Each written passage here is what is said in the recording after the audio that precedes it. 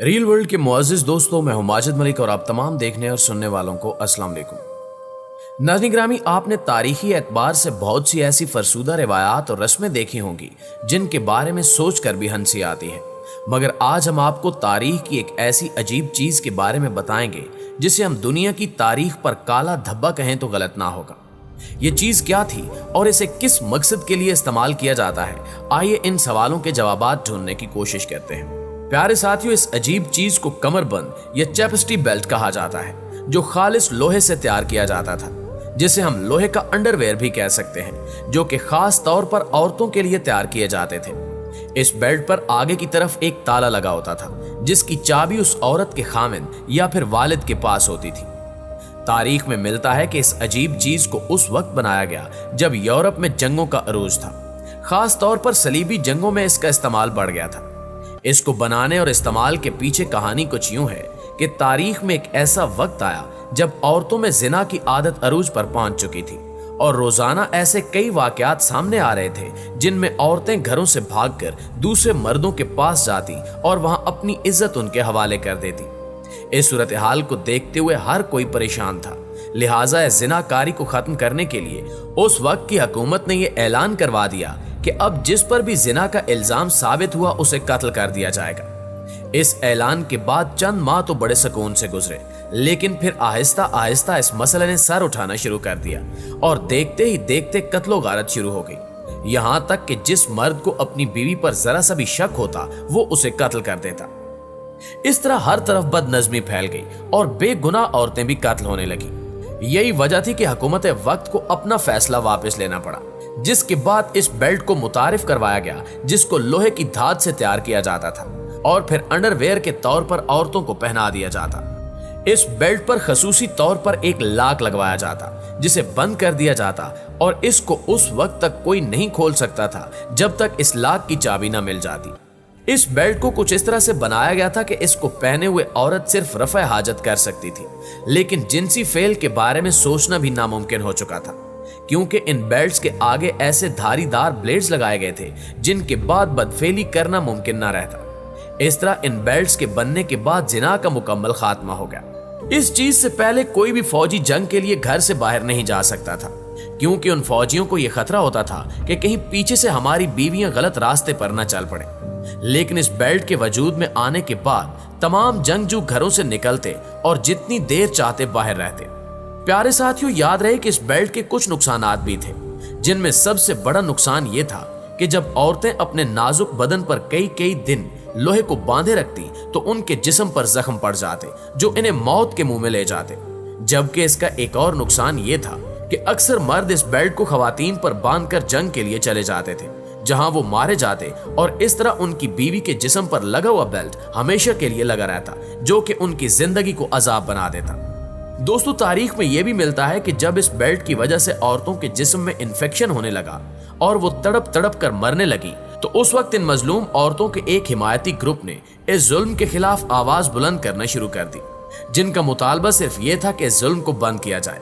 लेकिन तारीख ये स्याह वक्त कभी नहीं भूलेगी जब उस हिमायती ग्रुप को भी एक एक करके कत्ल कर दिया गया, बल्कि इन मरने वालों की लाशों को घोड़ों के साथ बांध कर घसीटा जाता, जिनसे इनकी हड्डियां तक टूट जाती। इसके बाद इन सबको किसी बड़े गड्ढे में डालकर बंद कर दिया जाता था।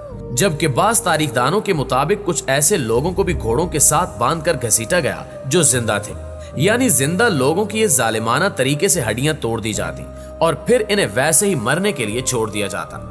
कुछ अरसा तो ऐसे ही गुजरता रहा, लेकिन चूंकि ये जुल्म नाकाबिले बर्दाश्त था, इसलिए इन मजलूम औरतों ने खुदकुशी का रास्ता अपनाना शुरू कर दिया। यहां तक कि उस दौर में हर रोज तकरीबन 15 औरतें खुदकुशी करने लगी, जबकि बाज़ औरतों को बचा लिया जाता। तारीखी दुनिया के मुहक्किक जॉन अल्बर्ट इस मौजू पर गुफ्तगू करते हुए कहते हैं कि एक ऐसा जुल्म था जिसकी कोई मिसाल नहीं मिलती।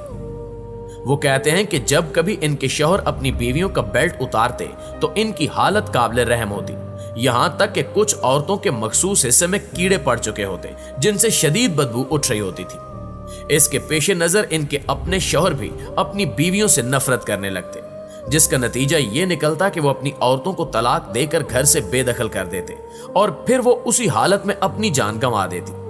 नाज़रीन ग्रामी, ये कोई वाहिद जुल्म नहीं बल्कि पिदरसरी निजाम की तारीख ऐसे वाकयात से भरी पड़ी है। इस निजाम में औरत मर्द की मिल्कियत होती थी, इसलिए जंग की सूरत में फाते माले गनीमत में औरतों को भी शामिल करते थे और इन्हें इसी तरह फौज के अफसरों और ओहदेदारों में तकसीम करते थे जैसे सोना, चांदी, हीरे जवाहरात वगैरह। जमाना कदीम से ही मफतूहा इलाकों की खूबसूरत तरीन औरतें बादशाह के हरम के लिए बतौर तोहफा दी जाती थी। इसके अलावा यह भी दस्तूर था कि शिकस्त खोरदा कौम की औरतों का रेप किया जाता। खास तौर से जंग में हारे हुए बादशाह के हरम की औरतों को इसका निशाना बनाया जाता था, जिसका मकसद दुश्मन की मिल्कियत यानी औरतों की तजलील करके अपनी फतह मंदी को साबित करना होता था।